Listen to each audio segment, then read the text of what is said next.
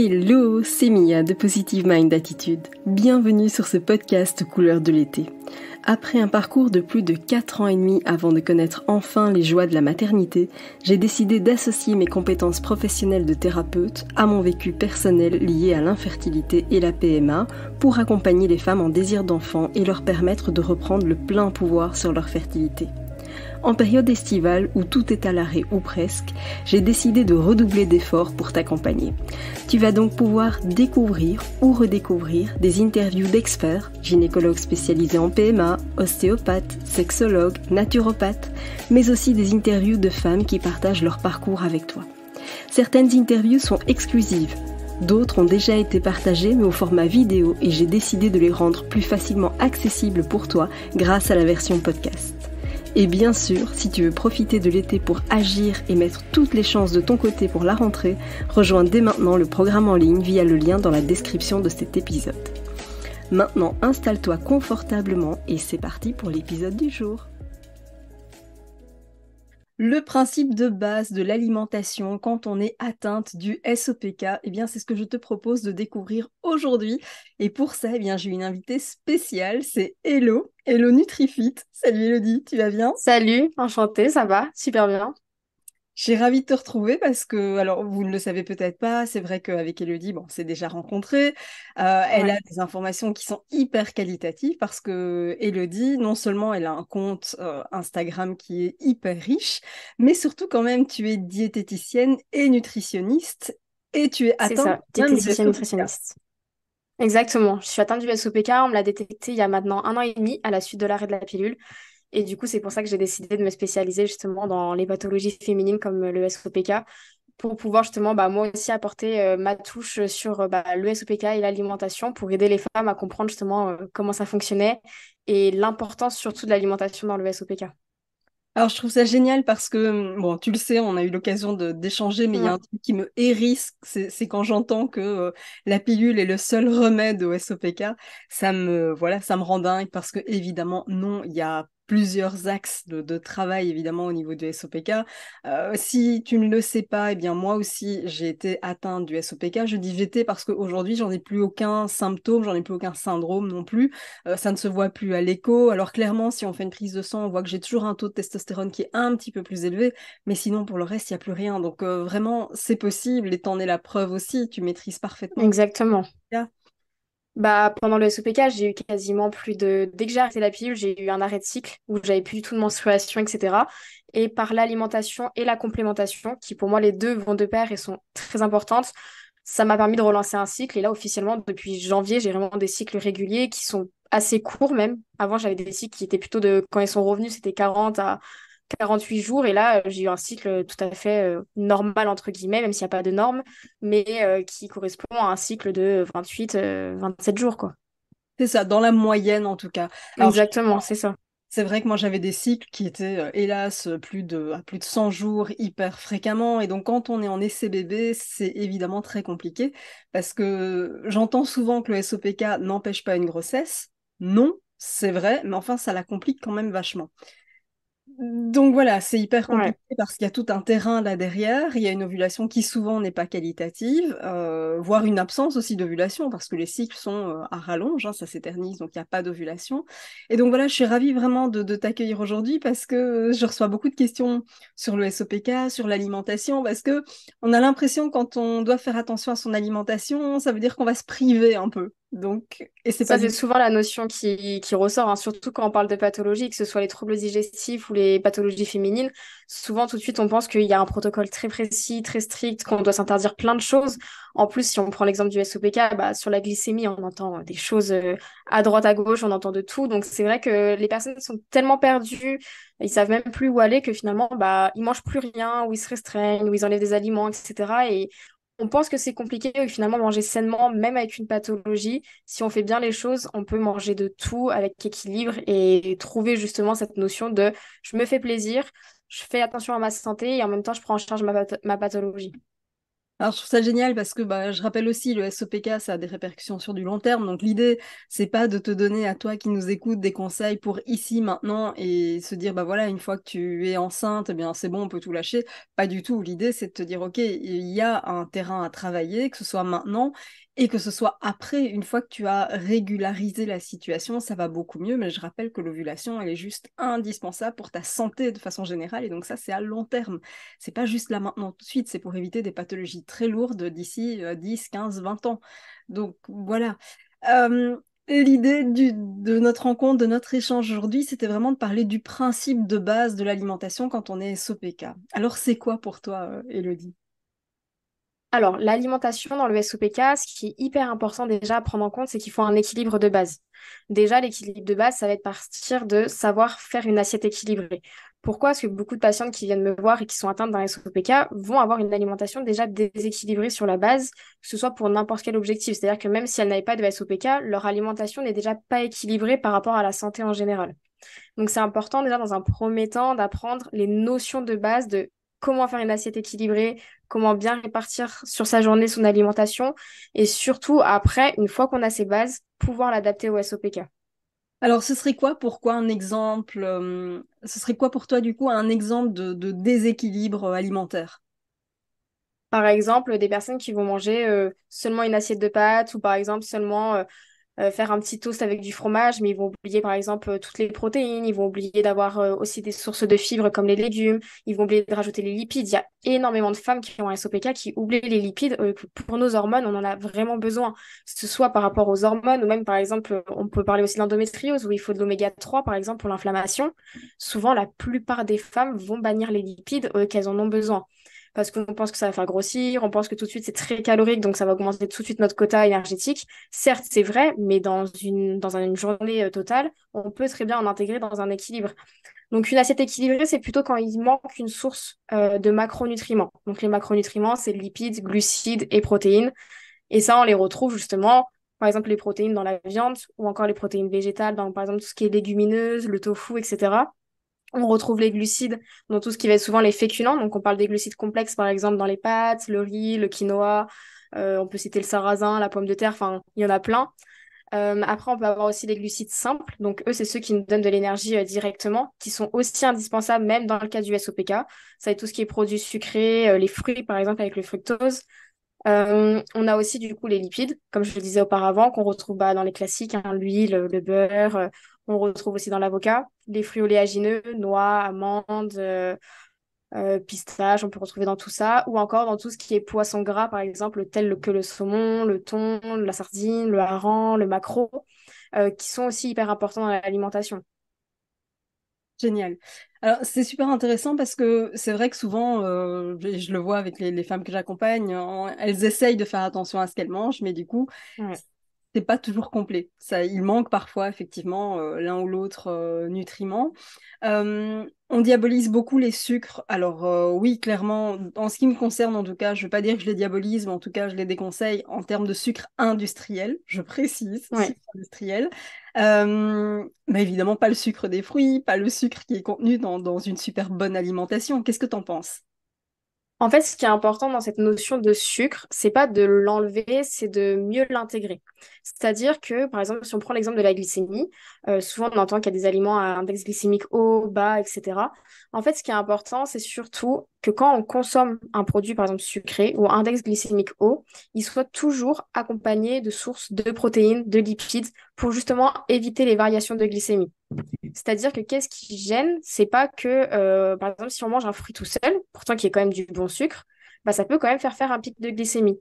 Par contre, si le fruit est accompagné, par exemple, d'une source de protéines, comme du fromage blanc, par exemple, un fruit avec du fromage blanc, un petit peu de muesli, et on met des bons lipides avec des noix dedans, ça fait une collation complexe où la glycémie, justement, ne va pas avoir de variation comme ça.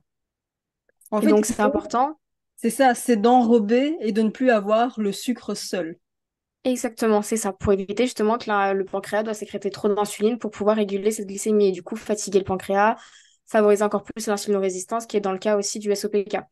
Et encore, il n'y a pas toutes les femmes qui ont un SOPK insulinorésistance en plus, donc c'est bien de prévenir, donc d'avoir cette notion d'équilibre, mais en plus pour certaines, elles n'auront pas de soucis par rapport à leur glycémie en général. par exemple, si je prends mon cas, j'ai aucun souci de glycémie, tellement je fais d'activité physique que, en fait, par le biais d'avoir du muscle, etc., j'ai pas du tout d'insulinorésistance, quoi.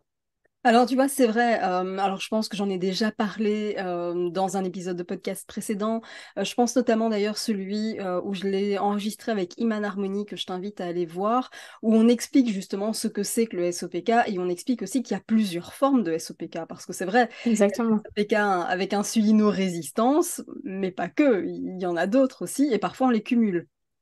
Exactement. Donc, c'est pour ça que dans certains cas, c'est comme on dit, toutes les femmes qui ont le SOPK sont obèses ou en surpoids. C'est pas vrai. Ça va dépendre du type de SOPK, ça va dépendre aussi des conditions de l'hygiène de vie de la personne. Si la personne fait énormément de sport, comme je disais, plus on a de la masse musculaire, plus on a moins de risque d'en faire de l'insulinorésistance, justement. Donc, par exemple, les sportifs vont avoir moins de chances d'avoir des variations justement de glycémie dans leur journée. C'est pour ça qu'on recommande même aux diabétiques en solution numéro une, de faire surtout de l'activité physique. L'activité physique et notamment la musculation qui permet de créer du muscle, c'est une des meilleures solutions autres que l'alimentation pour justement améliorer son insulinorésistance. Je trouve ça génial parce que il y a effectivement tout un tas de, comment dire, de croyances par rapport au SOPK, des croyances comme quoi effectivement c'est quand on est en surpoids que alors on a le SOPK et souvent c'est ce qui induit parfois malheureusement certains non-diagnostics parce que quand une femme est mince on va pas tout de suite chercher du côté du SOPK et je trouve ça dommage parce que perso j'ai Mm. jamais été en excès de poids. Oui, peut-être 1 kilo ou deux, je vais dire, à partir du moment où je suis passée en PMA, etc. Mais j'ai plutôt été même très très mince. Et pourtant, le SOPK était bel et bien là. Donc, ça ne veut rien dire. Il y a plein de formes, il y a plein de symptômes différents. C'est Euh, ça. On je est sais toutes pas. différentes face à une pathologie de toute manière, hein. C'est vrai que n'importe quelle pathologie, moi je le vois avec mes patientes, on n'a jamais le même protocole. Même mes patientes SOPK, elles ont toutes des protocoles différents parce qu'elles sont toutes différentes par leurs conditions de vie, par leur SOPK, de comment il est, si elles ont déjà été prises en charge ou non, si elles prennent des compléments ou non, si elles sont sous pilule ou pas. Enfin, il y a tellement de conditions qu'il faut vraiment adapter aussi à chaque personne.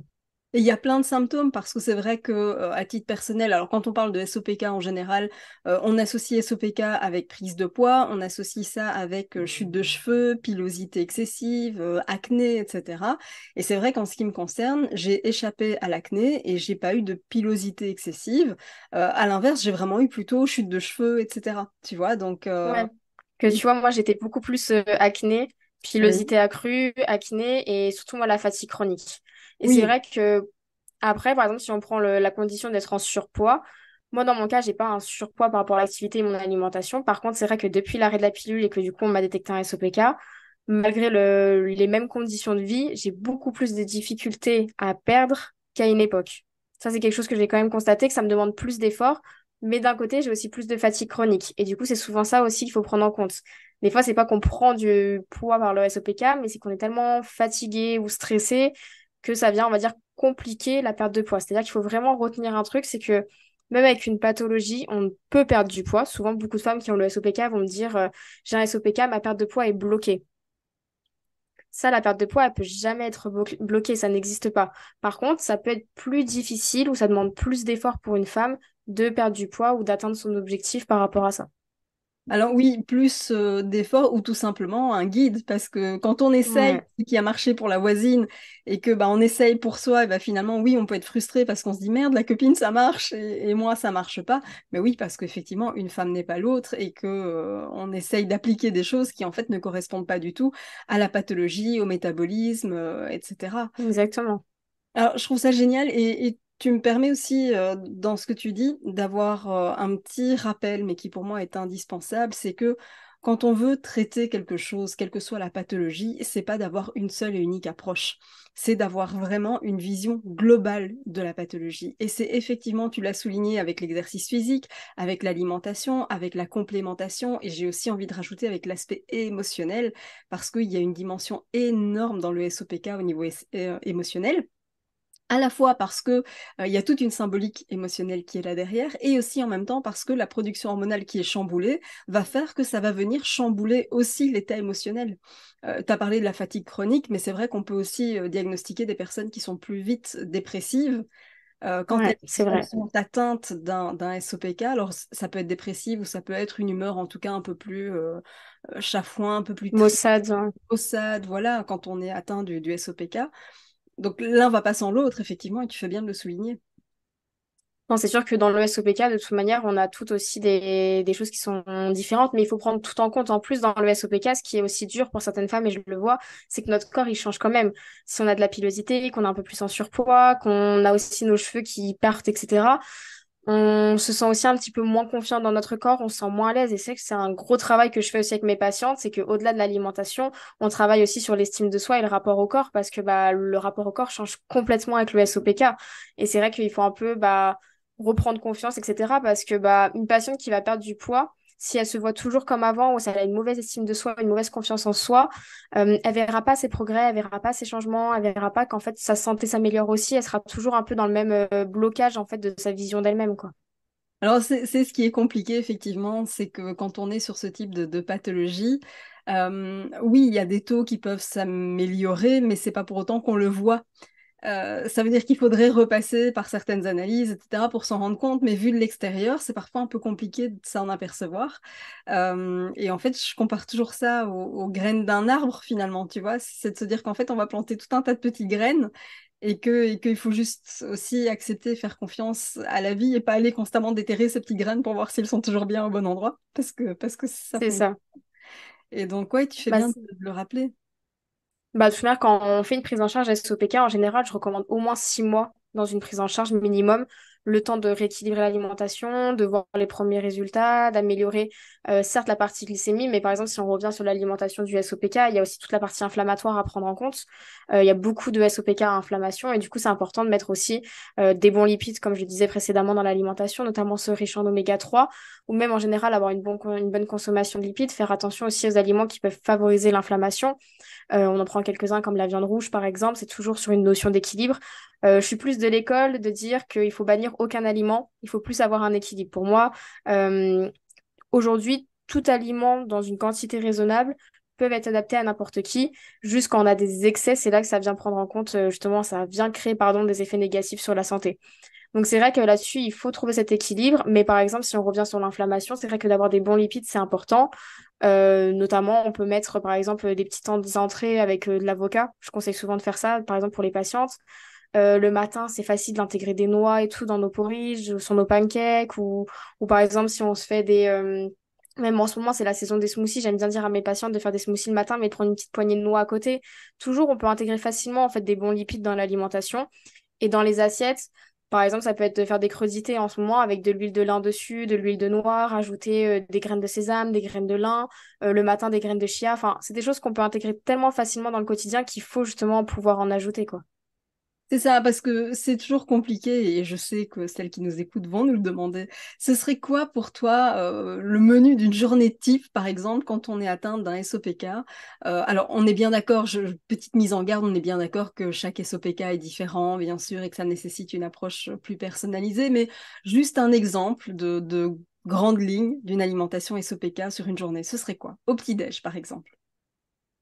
Alors, au petit-déj, par exemple, ce qui serait intéressant, c'est de commencer par un petit déjeuner salé. Pourquoi? Parce que souvent, c'est plus riche en protéines. Donc, du coup, ça va être plus assiétogène. Ça va éviter justement à la personne d'avoir le coup de barre de 10 heures ou d'avoir plus faim dans la journée. En plus, on voit que quand on commence la journée par un petit déjeuner salé, les patients ont tendance à avoir moins de fringales alimentaires. Donc, ce serait bien de mettre un petit déjeuner salé, par exemple, ça peut être du pain ou un bagel ou des muffins anglais. Avec, moi, je conseille souvent de mettre de l'avocat, par exemple, qui contient des bons lipides. Après, si on n'a pas d'avocat, on peut mettre des noix et mettre même un petit peu de beurre, hein, même un petit peu de beurre sur nos tartines. Ça passe toujours dans le petit déjeuner. Au niveau des protéines, je recommande souvent l'œuf le matin. C'est assez pratique et ça va vite à cuire et en plus, ça contient aussi des bons lipides. On peut faire par exemple un toast pain, avocat, œuf ou un toast pain, avocat, saumon fumé par exemple. Le saumon fumé riche en oméga 3. La truite fumée, un peu moins chère et qui en contient aussi. Ça permet de varier aussi à ce niveau-là. Euh, et après, de prendre un fruit pour les fibres, toujours bien, c'est riche en minéraux, donc pour la fatigue, etc., c'est intéressant pour les minéraux, vitamines, c'est riche en fibres. Par exemple, ceux qui sont antioxydants, type les fruits rouges, les mûres, les myrtilles, c'est des choses qu'on peut très bien faire. Et là, on a un petit déjeuner complet. On a le pain, par exemple, pain complet, qui vient jouer sur le rôle des féculents, qui est riche en fibres. On a le fruit qui nous apporte des glucides rapides, donc qui nous donne un petit pic d'énergie, en même temps qui est riche en vitamines et minéraux. On a l'avocat qui vient jouer le rôle des bons lipides et du coup qui nous apporte aussi justement pour nos hormones des bonnes choses. Et on a les protéines qui sont là par exemple via les œufs ou le saumon fumé. Et on peut même rajouter par exemple du fromage frais sur notre tranche de pain et ça rajoute encore plus de protéines dans le matin. Et donc, ça veut dire qu'en faisant ça, comme on a consommé du sucre, mais qu'il est enrobé, ça nous évite un gros pic de glycémie. Exactement. Et puis c'est quand même un petit déjeuner qui est assez rassasiant, donc ça évite les fringales alimentaires, le coup de barre, etc. Après, en plus, il faut bien savoir que les petits déjeuners salés, on pense que des fois, comme il y a beaucoup d'aliments, c'est vite calorique, mais des fois, ça revient ça revient au même taux calorique que si, par exemple, on avait consommé un porridge ou, par exemple, un bol de céréales ou encore des toasts avec du beurre de cacahuète dessus, par exemple. C'est ça, et oui, alors je fais une aparté parce que c'est vrai que tout ce qui est... alors, on va parler de greenwashing pour tout ce qui est bio, etc. Mais on pourrait aussi parler de health washing pour tout ce qui est aliments santé. Mais je pense, tu sais, à ces grandes marques céréalières, etc., qui sont juste des bombes en termes de sucre, en termes de calories, en termes de plein de trucs. Mais par contre, c'est sur la boîte, tu vas avoir une nana en maillot de bain, tu vas avoir, tu vois, tu t'imagines que c'est un truc hyper sain, alors qu'en fait, ça l'est pas du tout. Donc, c'est important de le rappeler aussi, parce que c'est vrai qu'on essaye d'aller vite le matin et donc on Ouais. cherche les solutions rapides et on pense que, mais en réalité, pas du tout. Tu as raison de rappeler aussi que le sucré, ça peut aussi être des bombes en termes de calories et que c'est pas forcément la quantité qui compte. C'est ça. Et après, par exemple, aussi le matin, si on est pressé, un truc tout bête aussi qui va super vite, tout ce qui est bol cake. Les bol cake, même si c'est sucré, comme ça contient des protéines, par exemple, si on met du fromage blanc dedans ou on met des œufs, bah finalement, en fait, ça apporte assez de protéines qu'on pourrait considérer comme du coup un petit déjeuner salé sucré. Et finalement, ça permet aussi justement d'avoir un petit déjeuner complet. Si on met de l'avoine, par exemple, de la farine d'avoine pour faire son bol cake, on a des bons glucides. On met dedans des noix, ça nous apporte des bons lipides. On met un peu de chocolat pour le plaisir alimentaire, ça fait toujours plaisir. Et on met l'œuf et du fromage blanc, ça joue le rôle des protéines. On rajoute des fruits rouges dessus. Ça nous fait aussi un petit déjeuner complet et qui se prépare en avance. Par exemple, le bol cake, moi, quand à l'époque où j'étais étudiante et que j'étais pressée, le matin, c'est vrai que c'était le truc qui était pratique. Je le préparais même la veille au soir. Je mettais du film et je le conservais au frigo et c'était déjà fait pour le matin, quoi. Oui, je trouve Donc il y ça a toujours des astuces. assez facile. Moi, je m'en sers aujourd'hui pour mon fils le matin, mais c'est vrai que voilà, je trouve ça génial parce que le matin, c'est toujours vite, vite, c'est le rush, c'est machin. Mais c'est voilà, il y en a quand même des solutions, même si on est rapide, même si on est pressé. Enfin voilà, il faut pas s'imaginer que pour manger sainement, on doit passer 3 heures en cuisine non plus. C'est pas C'est nécessaire. ça, c'est ça. Et Ok. surtout que c'est préparer même ses repas en avance. C'est toujours nécessaire aussi. Moi, c'est vraiment quelque chose que je conseille souvent pour les mamans qui ont justement les enfants à gérer, tout ça. Si elles peuvent préparer leur repas en avance, c'est ce qui permet justement aussi de gagner du temps et d'avoir l'équilibre parce qu'il y a beaucoup de femmes qui justement ne prennent pas le temps de cuisiner, ne prennent pas le temps pour faire à manger pour elles. Des fois, vont même cuisiner pour leurs enfants et pas pour elles. Et c'est comme ça que des fois, j'ai des patientes SOPK 40, 50 ans qui sont plus en train de gérer l'alimentation de leur enfant que leur alimentation, du coup, qui prennent pas en charge leur SOPK parce que justement, elles n'ont pas de temps. Et finalement, si elles préparaient leur repas en avance, qu'elles gagnaient du temps, elles pourraient même faire du sport, faire d'autres activités à côté, et du coup, optimiser en fait toute la santé autour du SOPK aussi. Alors, tu fais bien d'en parler et je le rappelle du coup pour celles qui sont en PMA, parce que c'est vrai que si tu es suivi en PMA, je sais à quel point les rendez-vous sont généralement très très tôt le matin et pour le même prix, tu as en plus assez de route à faire et donc c'est vrai que ça fait se lever très très tôt. Mais voilà, tu as la possibilité malgré tout de préparer ça la veille, histoire de gagner du temps le matin pour le petit-déj, c'est une possibilité. C'est vrai que moi je me souviens que mes rendez-vous de contrôle étaient à 7 heures du matin, j'avais 1 heure et demie de route. Donc, Mm. t'as pas envie de prendre le temps de cuisiner à ce moment-là, mais voilà, le fait de le préparer la Non, veille, c'est bon, sûr. ça reste une super solution, c'est possible. Exactement. Donc ça, c'est pour le petit déjeuner. Après, si on continue sur le repas du midi, repas du midi et du soir, je dirais que c'est vraiment la même chose. On reste sur le même principe de base, hein, c'est une assiette équilibrée. Si on prend par exemple un repas type, on pourrait faire par exemple du riz complet avec le midi par exemple un filet de poulet par exemple au four, enfin soit du poulet au four, soit un filet de poulet revenu avec un petit peu d'huile d'olive, etc. et des épices. Et on pourrait mettre des légumes verts par exemple comme des haricots verts ou des brocolis qui sont assez riches en fibres. Et en dessert, prendre par exemple du fromage blanc avec un fruit qui nous permet d'avoir des fruits pour les antioxydants et du fromage blanc par exemple pour les protéines. Génial. Et donc voilà, ça, on reste sur le même format finalement, que ce soit le midi ou le soir, c'est un format qui est assez similaire. Exactement. Après, par exemple, si on a mis du poulet le midi, le soir, on peut mettre plutôt du poisson ou quelque chose de végétal. Le poisson, par exemple, mettre du saumon. C'est bien d'intégrer quand même 1 ou 2 fois du saumon dans la semaine pour avoir des bons oméga 3. ou encore du maquereau et de la sardine, comme je disais précédemment, hein, qui sont des fois un petit peu moins chers que le saumon. C'est que les cours sont quand même vachement augmentés, donc il faut aussi pouvoir s'adapter à ça.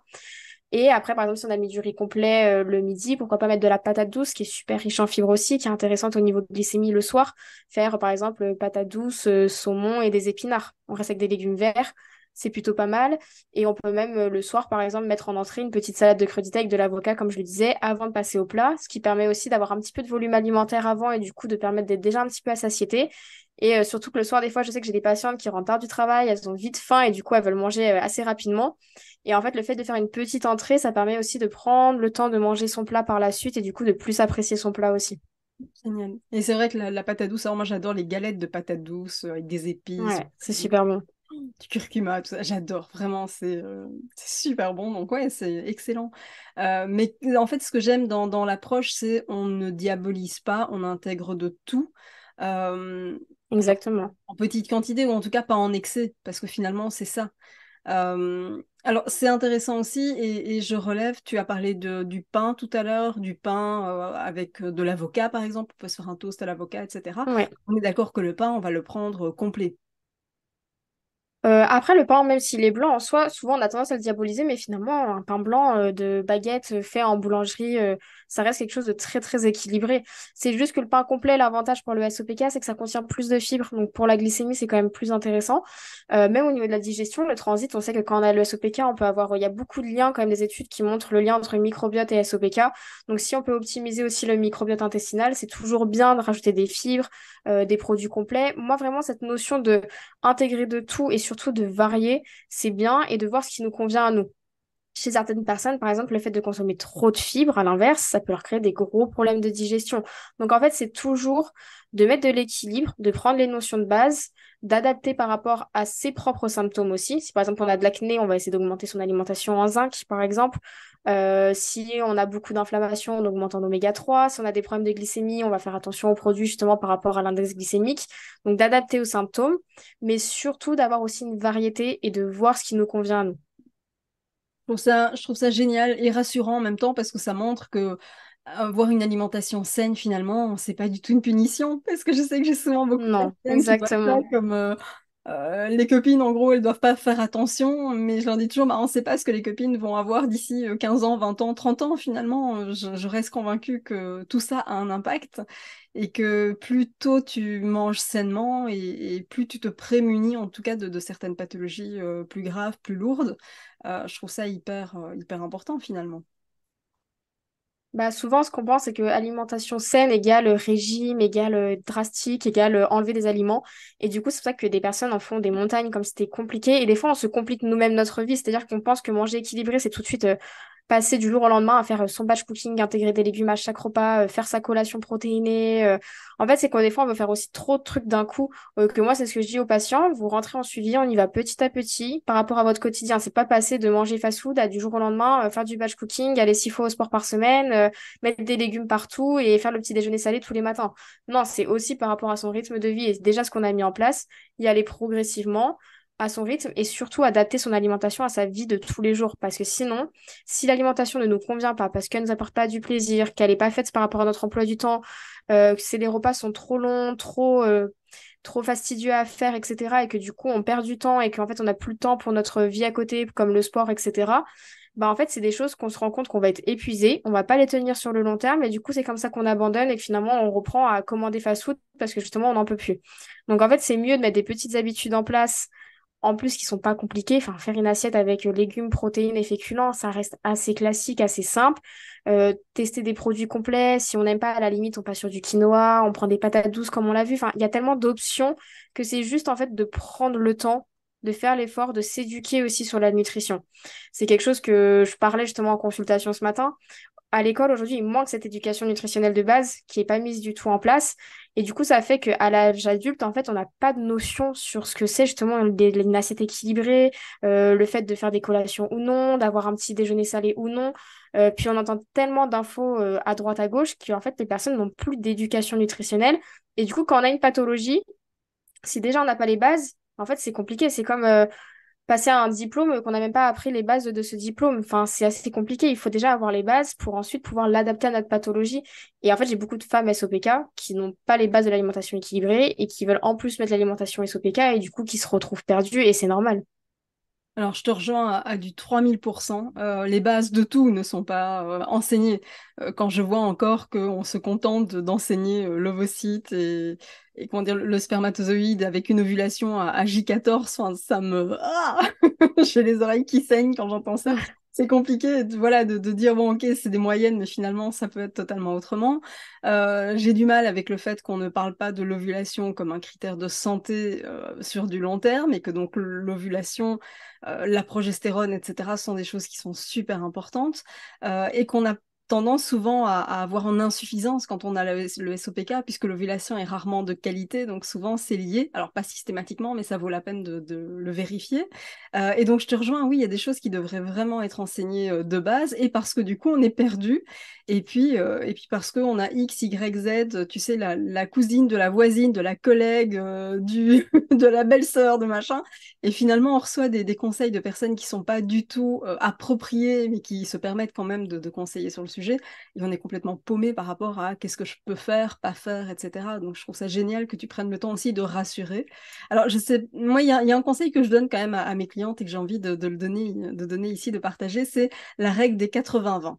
Moi, je dis toujours 80% du temps, vous avez une alimentation hyper saine et les 20% du temps, eh bien, vous faites plaisir aussi. C'est-à-dire que si je suis en vacances et qu'il y a un camion avec un marchand de glace, ben, je ne vais pas forcément me priver pour autant. Je peux de temps en temps m'accorder comme ça des petits plaisirs occasionnels. Ah bah, la loi du 80-20, de toute manière, c'est celle que j'utilise moi dans mon quotidien et que je dis à mes patients de faire, hein. Là, c'est les vacances de l'été, il y en a plein qui se font plaisir et c'est ce qu'il faut en fait, parce que si tu rentres dans une restriction alimentaire, c'est là que tu vas avoir encore plus envie de l'aliment. C'est comme si demain tu te dis je vais aller au restaurant, mais finalement bah en fait j'y vais pas parce que je vais prendre du poids. Toute ta semaine, tu vas penser au fait que t'as pas fait ton restaurant et tu n'auras qu'une envie, c'est de le faire. Du coup, ça se trouve, tu vas y aller et tu vas manger beaucoup parce que tu voudras compenser cette frustration que tu as été créée. C'est un peu comme, je prends toujours l'exemple de l'enfant, on lui dit de pas faire la bêtise, il aura qu'une envie, c'est de faire la bêtise. Bah là, c'est exactement pareil. Il faut mieux intégrer des petits plaisirs au quotidien et s'écouter. C'est-à-dire que pas faire forcément le cheat meal. Certaines personnes vont s'accorder une journée. Moi, je considère plutôt de pouvoir le faire quand on en a vraiment envie. Il y a des fois, dans une semaine, on n'aura pas envie d'aller manger au fast-food, d'aller au restaurant ou de prendre une glace. Et des semaines, on aura plus envie aussi. Donc, c'est important de s'écouter, notamment nous, en tant que femmes. Si on prend la période des menstruations, les SPM, on peut avoir des envies alimentaires. C'est aussi important d'écouter ces envies alimentaires.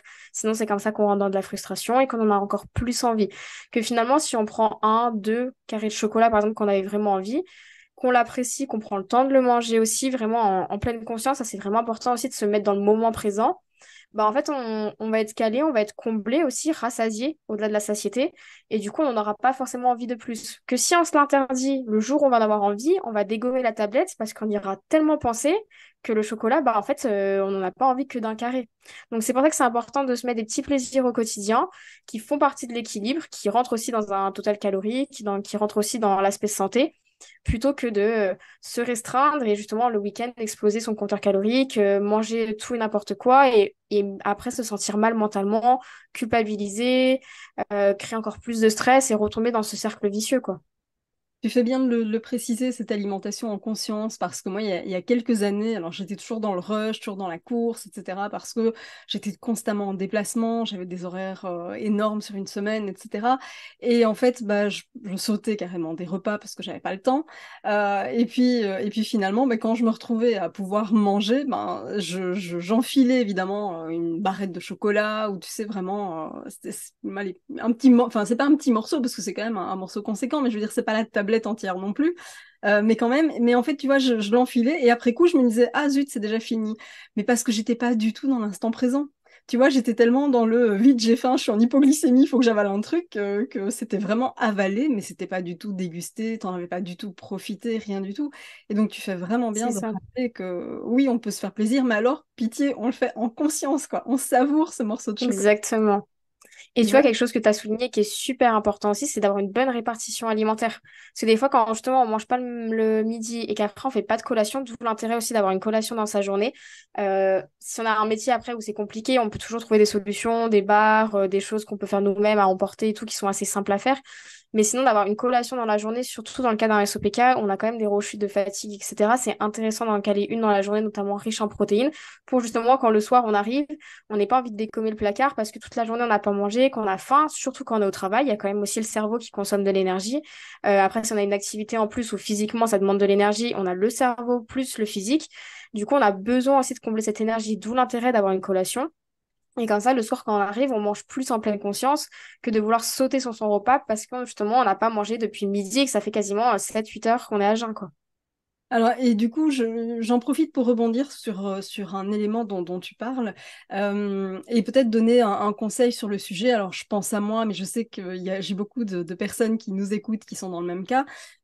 Évidemment, personnellement, moi, je suis végétarienne et donc, quand on parle de sources de protéines, on peut vite être frustré et de se dire, ah oui, mais comme je mange pas de viande, alors pas de protéines. En fait, c'est faux. Il y a des sources de protéines qu'on peut trouver ailleurs finalement que dans la viande.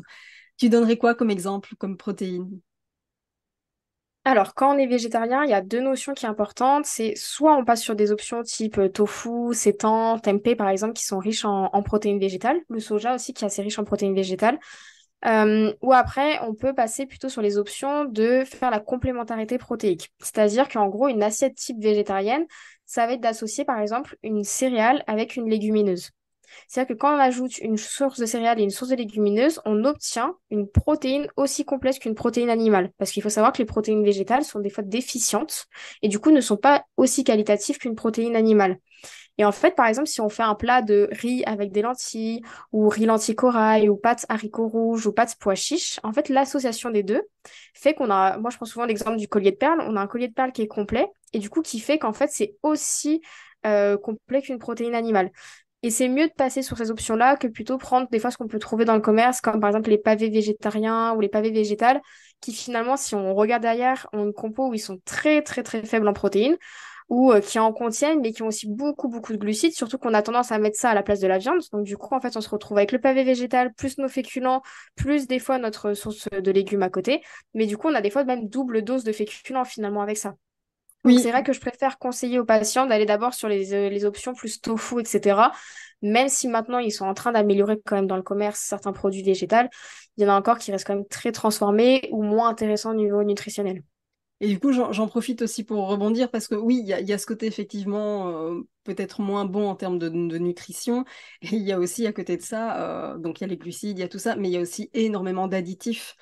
Parfois, quand vous prenez un produit végétarien et que vous retournez, que vous commencez à regarder l'étiquette, il y a une liste de E indescriptibles, longue comme le bras. Enfin, non, quoi. Non, non. Si c'est pour être végétarien, c'est aussi pour avoir une meilleure qualité alimentaire, une meilleure hygiène de vie. Donc, voilà, l'idée n'est pas de tomber dans les travers et de tomber dans... C'est ça. Et après, végétarien veut dire aussi qu'on peut consommer, c'est pas non plus végétalien, donc on peut consommer aussi tout ce qui va être produits laitiers. Souvent, on a tendance à oublier à quel point bah, les fromages blancs, le skyr, les petits suisses, ça contient le fromage, par exemple le parmesan, l'emmental, tout ça contient quand même pas mal de protéines. Donc c'est toujours intéressant d'en mettre aussi dans son alimentation. On peut en retrouver aussi dans tous les ce qui est poisson. En plus, poisson, crustacés, c'est des sources aussi de protéines animales, mais qui sont OK quand on est végétarien, qui sont bien intégrées aussi. Les œufs, notamment les œufs, c'est hyper intéressant au niveau nutritionnel. Et après, si on est végétalien, on reste sur les premiers conseils de base que j'ai pu donner tout à l'heure. Donc voilà, ce que je trouve génial avec l'approche d'Élodie, tu l'auras compris, tu l'auras entendu, c'est que peu importe quel est ton choix, quelle est ta situation, il y a toujours des solutions, il y a toujours des choses à adapter. Et Élodie, elle part pas de, comment dire, d'un canevas type, elle part vraiment de la personne pour aller adapter l'alimentation à la personne et pas l'inverse. Et souvent, c'est l'inverse qu'on essaye de faire. On essaye de se faire rentrer, nous, dans des cases, et bah bizarrement, ça fonctionne pas. Donc, Exactement. ce serait bien d'apprendre à faire l'inverse, justement, hein, et de se dire, bah voilà, je suis moi, j'ai mes habitudes, j'ai ce que j'aime pas. Et du coup, en tenant compte de tout ça, comment est-ce que je peux aménager mon hygiène de vie, mon alimentation pour répondre à un besoin lié à la pathologie, en fait. Elle est là, ton approche. Bah, c'est ça, parce que je dénigre pas tout le travail de mes collègues, mais il y en a beaucoup qui des fois vont faire des plans alimentaires, mais sans prendre en compte les conditions des patients. Et du coup, en fait, les patients vont certes avoir des résultats de dingue parce que les plans sont drastiques, assez carrés. Moi, mes plans sont peut-être moins drastiques, moins carrés, mais en fait, ils sont surtout adaptés aux patients. Et du coup, certes, ça demande peut-être plus de temps. Le patient aura une évolution peut-être plus longue, mais il faut mieux que ce soit dans le temps et que ce soit durable, comme je dis toujours, et que ça convienne à la personne, plutôt que de vouloir faire justement un plan alimentaire déjà tout fait. Avec des grammages assez stricts, etc. Et que la personne, en fait, rentre dans ce plan alimentaire, se sente restreint, se sente mal, n'arrive pas à le tenir, surtout quand il y a une pathologie derrière. La plupart du temps, la plupart des autres praticiens, des fois, oublient aussi de prendre en compte la pathologie du patient. Et du coup, en fait, on n'adapte pas du tout l'alimentation, les compléments, l'hygiène de vie au cas du patient. Et du coup, c'est comme ça que c'est pas durable et que même des fois, ça peut détériorer encore plus la santé de celui-ci. Oui, et ça peut amener à des troubles du comportement alimentaire, etc. Exactement. Ce n'est évidemment pas l'objet recherché. L'idée, c'est d'avoir une santé suffisamment forte, une production hormonale suffisamment stable, que pour te permettre, à toi qui nous écoutes, eh bien, de mettre en route cette grossesse et de la mener jusqu'à son terme. Et puis après, d'avoir un bébé en santé et une maman en santé sur du long terme aussi. Et ça, je rappelle, c'est vraiment, vraiment important. C'est pas juste l'instant T, mais il y a tout ce qui tourne autour. Il n'y a pas que la conception, il y a la préconception, la conception, le Mm. postpartum, et puis après, évidemment, tout ça contribue aussi à la C'est ça. récupération en termes de postpartum, etc. C'est vraiment super important. On en parle, on commence à en parler, mais ça manque encore. Donc voilà, on a besoin d'être en super forme pour un postpartum idéal. Et donc voilà, ça, c'est dès maintenant que ça se prépare.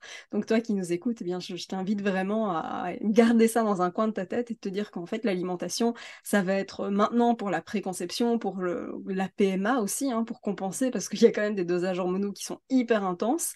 Et donc, le fait d'avoir une alimentation adaptée, eh bien, ça va te permettre de limiter les effets secondaires aussi, hein, je pense. Mm. L'éducation hormonale est quand même bien mouvementée dans ces périodes-là, et donc ça va te permettre de travailler sur du long terme. Merci en tout cas, Hello, pour toutes ces informations. J'ai trouvé que c'était hyper riche. Bah, Euh, merci à toi. J'espère aussi donc pour toi qui nous écoutes que tu as retenu en tout cas qu'il y avait moyen d'avoir une alimentation saine tout en se faisant plaisir, qu'il y avait moyen aussi de faire une alimentation saine qui part de toi et pas l'inverse, et que évidemment la pathologie, le SOPK, mais c'est vrai qu'on peut parler finalement aussi de tout ce qui est endométriose où on a aussi une base inflammatoire. Euh, Exactement. c'est aussi le cas du syndrome prémenstruel. Il y a quand même des choses voilà, qui sont latentes et dont l'alimentation peut grandement aider, évidemment, à ce niveau-là. Bah, au niveau de l'endométriose, il va y avoir tout ce qui est l'inflammation à prendre en compte, qui est ultra importante. En cas d'endométriose, on sait qu'on peut avoir aussi au niveau du système digestif des lésions, donc il faut aussi pouvoir prendre en compte cette partie-là. J'ai énormément de patientes qui ont de l'endométriose, qui ont des gros, gros troubles digestifs, donc on est obligé de gérer toute la partie microbiote, la partie de trouver quelle alimentation aussi peut passer pour la patiente, parce qu'il y a beaucoup, bah, justement, l'alimentation riche en fibres, etc., qui peut être compliquée. C'est des patientes aussi qui ont besoin de compléments alimentaires à côté, qui sont des fois très vite carencées, qui ont beaucoup de fatigue chronique. Les douleurs dans l'endométriose sont très épuisantes pour la patiente. Donc, il y a tout le côté anti-inflammatoire, le côté justement de pouvoir gérer aussi le stress, de gérer aussi le système digestif. En fait, les pathologies féminines se relient quand même très vite entre elles. On a quand même toujours des symptômes d'inflammation, de digestion, etc. C'est juste le biais hormonal qui va être différent. Sur le SPK, on est plus sur quelque chose d'hormonal. L'endométriose, c'est aussi différemment. On est plus sur de l'inflammation à traiter dans le cas de l'alimentation. Et dans les SPM, ce qui est à prendre en compte, ça va être quel type de syndrome prémenstruel. Pareil, la digestion, elle peut être chamboulée. Des fois, les femmes vont avoir un transit accéléré juste avant les menstruations. Certaines femmes vont avoir aussi, par exemple, beaucoup d'acné. Donc, on peut, par exemple, mettre du zinc, comme je disais, en complément alimentaire. Pour la fatigue, il y a tout ce qui va être magnésium, notamment les aliments riches en magnésium sont ultra intéressants aussi pour la récupération. La fatigue, pour les patientes qui ont des SPM, ça va aider aussi au niveau des fringales alimentaires. C'est pour ça qu'on dit souvent de prendre aussi un petit carré de chocolat, c'est bien aussi. Par exemple, dans les SPM, je conseille souvent aux patientes pendant les menstruations ou SPM d'augmenter un petit peu leur quantité. Si elles sentent qu'elles ont un peu faim, que l'organisme est un petit peu fatigué aussi, de bien gérer leur quantité par rapport à leur alimentation. Euh, il y a plein de choses à prendre en compte. C'est toujours pareil, ça dépend de cas par cas, mais c'est vrai que l'alimentation, SPM, menstruation, SOPK, tout ça, on est toujours sur le système d'inflammation, de la fatigue chronique, de la digestion à prendre en compte. Et à savoir qu'on peut cumuler, évidemment, c'était mon cas, c'était Mm. SOPK et adénomiose, donc endométriose. Et donc voilà, tout ça peut aller de pair, hein, c'est pas forcément l'un ou l'autre. Et donc quand on s'adresse à quelqu'un, et ça je le vois, malheureusement, il y a, comment dire, des personnes qui sont spécialisées sur, par exemple, la perte de poids, la nutrition sportive, etc., mais qui ne connaissent absolument pas grand-chose à tout ce qui est troubles hormonaux, tels que endométriose, SOPK, etc. Qui en fait l'endométriose va entraîner des troubles, etc. Et donc on voit que ces personnes-là ne connaissent pas grand-chose à cette dimension-là. Donc par pitié, à vous adresser à des professionnels, c'est bien, vous assurer que ce sont des professionnels qui connaissent ces thématiques-là, c'est encore mieux, parce qu'on ne va pas forcément donner les mêmes conseils à quelqu'un qui cherche à augmenter des capacités sportives, physiques, que à quelqu'un qui cherche à mettre en route une grossesse. Voilà, il y a des choses qui sont totalement différentes. Moi, voilà, je bondis là en ce moment parce que c'est la grande mode du jeûne intermittent. Euh, Mm.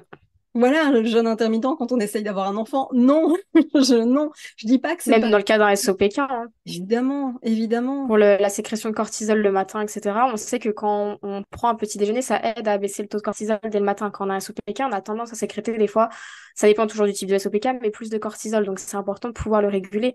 Et c'est vrai que bah, certaines personnes qui font le jeûne intermittent restent hyper longtemps à jeun, ça ne permet pas d'abaisser la sécrétion de cortisol, ça permet pas, ça fatigue aussi l'organisme. On a besoin d'avoir quand même une consommation d'aliments. Donc le jeûne intermittent, c'est toujours pareil, c'est adapté selon cas par cas, mais moi en tout cas en cas de pathologie féminine, c'est quelque chose que je recommande jamais quoi. Non, et d'autant plus que je dis pas que le jeûne intermittent ne fonctionne pas, mais il va plus, par exemple, fonctionner probablement sur des hommes, parce que comme toujours, la majorité des études sont faites sur des hommes, et puis on transpose ça aux femmes et on oublie qu'on ne fonctionne pas exactement pareil. Donc attention à ça, je dis pas que le jeûne intermittent est néfaste pour tout le monde, pas du tout. Je pense qu'il y a certains types de pathologies où ça peut totalement avoir du sens. Je pense notamment à tout ce qui est oncologie. Je pense voilà, il y a des pathologies pour lesquelles ça peut effectivement être très pertinent, mais pas quand on est en désir d'enfant. C'est évidemment quelque chose à ne pas faire. Ça rajoute un stress, et quand ça stresse l'organisme, eh ben, c'est très mauvais, évidemment, d'une façon ou d'une autre. Donc voilà, on parle souvent de stress. Il y a le stress émotionnel, mais il y a aussi le stress physique qui est à prendre en compte. Donc voilà, gardez bien ça en tête, et donc adressez-vous à des personnes qui sont compétentes, qui savent de quoi elles parlent et qui connaissent la fertilité sur le bout des doigts, et idéalement en plus des pathologies telles que endométriose, SOPK, insuffisance ovarienne aussi, parce que l'alimentation d'une personne qui est en insuffisance ovarienne ne sera pas forcément identiquement la même que quelqu'un qui est plutôt en SOPK ou avec une endométriose, ou les deux, etc. Il y a quand même des variations, donc faites bien attention à ça. Adressez-vous à des personnes qui sont qualifiées, vraiment. Je rappelle parce que je sais que, tu vois, c'est Ouais, vrai. c'est compliqué, ouais. Voilà, quand on a une pathologie, on cherche tout de suite la solution, et puis on prend l'annuaire et on regarde en gros la première personne qu'on trouve qui est pas loin de chez soi, etc. Oui, mais, et donc voilà, attention à ça, je trouve que c'est tellement important, ça n'a pas de prix de se renseigner et d'avoir quelqu'un qui est vraiment spécialisé Bah, là-dedans. surtout pour la santé. Et puis, comme je le disais tout à l'heure, la science, enfin, la nutrition, c'est une science qui est quand même assez jeune. Du coup, on entend beaucoup d'informations. Et des fois, de se tourner vers les bons professionnels de santé, c'est compliqué. Après, comme je le dis, il n'y a pas de mal à tester plusieurs professionnels. Il faut aussi trouver celui qui est adapté à soi. Par exemple, si on a des troubles du comportement alimentaire, en plus d'une pathologie, certaines approches ne vont pas nous convenir, d'autres aussi. Donc, c'est important aussi de voir nous-mêmes, par exemple, l'approche qui nous convient, le praticien avec qui on va se sentir aussi le plus à l'aise, surtout quand on est dans des cas de SOPK endométriose, c'est des choses assez aussi intimes, on rentre beaucoup dans des sujets complexes de la femme, etc. Donc c'est important de trouver aussi un praticien avec qui on se sent à l'aise de tout dire, de tout parler, de pouvoir communiquer. Oui, et j'en profite aussi pour rappeler que ça vaut aussi pour les médecins qui vous suivent. Voilà. Exactement. Compétent, c'est fantastique, mais compétent et empathique, ça existe aussi. Et donc voilà, parfois il faut chercher un Exactement. petit peu plus, mais j'en profite parce que parfois, voilà, on a un praticien et puis bah, il nous plaît pas, mais on y reste parce que mille et une raisons. Mais en fait, non, je veux dire, on a le droit aussi d'en changer si ça ne va pas. Donc gardez ça dans un coin de votre tête. En tout cas, c'était un vrai plaisir, Hello, de te retrouver ici et de t'avoir au sein du podcast. Je crois qu'il y a eu plein de super bons conseils partagés. Si jamais on veut te retrouver, comment on peut faire? Bah déjà, merci beaucoup de m'avoir invité sur le podcast. Ça m'a fait super plaisir de pouvoir parler de l'alimentation avec le SOPK, les pathologies féminines, puis on a abordé plein d'autres sujets. Et pour me retrouver, alors on peut me retrouver sur Instagram, c'est hello-nutrifit. J'ai aussi mon TikTok, c'est le même nom. J'aborde un peu les mêmes sujets, je parle un petit peu de tout, à la fois perte de poids, à la fois troubles du comportement alimentaire et bien sûr ma spécialité qui est les pathologies féminines. Et bientôt, il y a mon podcast aussi qui va sortir pour septembre. Je donne l'information en avant-première, mais du coup, je vais pouvoir aborder un peu plus justement en détail ce genre de sujet. Parce que sur les réseaux sociaux comme Instagram, etc., on reste quand même assez limité pour donner plein d'informations. Sur un podcast comme on l'a fait aujourd'hui, on peut aborder quand même beaucoup plus sur tout ce type de sujet en détail. Ah oui, on peut aller bien plus en profondeur et on prend un peu plus le temps aussi d'expliquer parce que on n'est pas tenu par un algorithme qui nous dit quoi faire, quoi dire, C'est comment ça. faire, etc. On est vachement plus libre. Donc c'est Exactement. super. Bon, alors les filles, vous avez entendu, hein, on a une info en exclusivité. On aura bientôt un podcast supplémentaire à écouter. J'adore en tout cas, je te remercie vraiment. Les coordonnées d'Élodie, bien sûr, vous allez les retrouver. Je les mettrai en description de cet épisode. Comme ça, vous aurez toutes les informations, que ce soit le compte Instagram, que ce soit le site, le TikTok, etc. Vous allez pouvoir retrouver Élodie si ça vous intéresse. Je vous remercie en tout cas d'avoir écouté cet épisode. Hello, merci infiniment pour ta participation. Et puis, je vous dis à très bientôt pour un prochain épisode. Merci d'avoir écouté cet épisode jusqu'au bout. Si tu veux contribuer à aider les personnes qui en ont besoin et faire découvrir ce podcast, je t'invite à mettre une note et ou un commentaire sur ta plateforme d'écoute préférée. Si tu veux recevoir plus de conseils, télécharge dès maintenant mon guide offert sur positivemindattitude.fr ou rejoins directement le programme d'accompagnement en ligne via le lien dans la description de cet épisode. Je te dis à très très vite pour un prochain épisode.